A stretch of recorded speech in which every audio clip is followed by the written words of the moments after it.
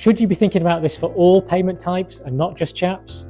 Absolutely yes. Absolutely yes. So the regulator has clearly stated that they will enforce these extra data requirements on all payments, right? All payments.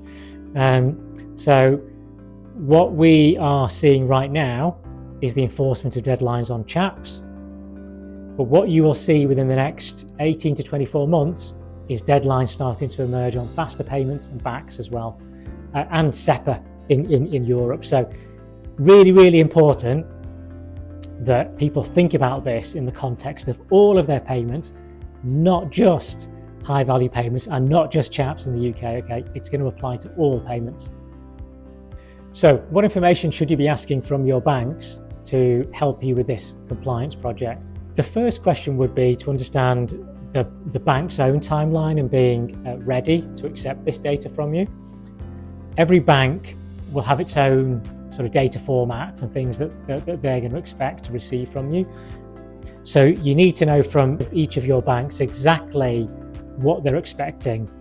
The other thing that you will likely see is that those requirements will change over time as the bank systems change and evolve over time. So you need to know, well, what do you need from me kind of like today, and what might you need from me in a year's time, say, because it's probably going to be different. So they're really the key things to get. And then the final point is really to start talking to your bank about, okay, when are you going to allocate some time for us to actually test this? What partners are you working with to kind of help the bank's customers actually with this change? So generally what we're hearing is that, banks recognize that this is a massive undertaking that's going to impact many, many thousands of customers. So you may not be able to work directly with your bank. Your bank may have a partner that they're going to work through, for example, a company such as AccessPay, and that it's that partner that will then help you with that transition. What data would you need from your beneficiaries in order to ensure that you are compliant with the ISO regulations going forwards? So there's 4 extra bits of data that form the core, if you like, of this kind of ISO migration project. So they are legal entity identifier. So that's an ID that uniquely identifies the organisation or person to which you're sending money. Purpose of payment code, which actually is more to do with the type of payment you're making as opposed to something your beneficiary can give you. A structured address, and then structured remittance. So of those 4 things, there are two that you can get from your beneficiary. So there's the address, in a structured format, and the legal entity identifier.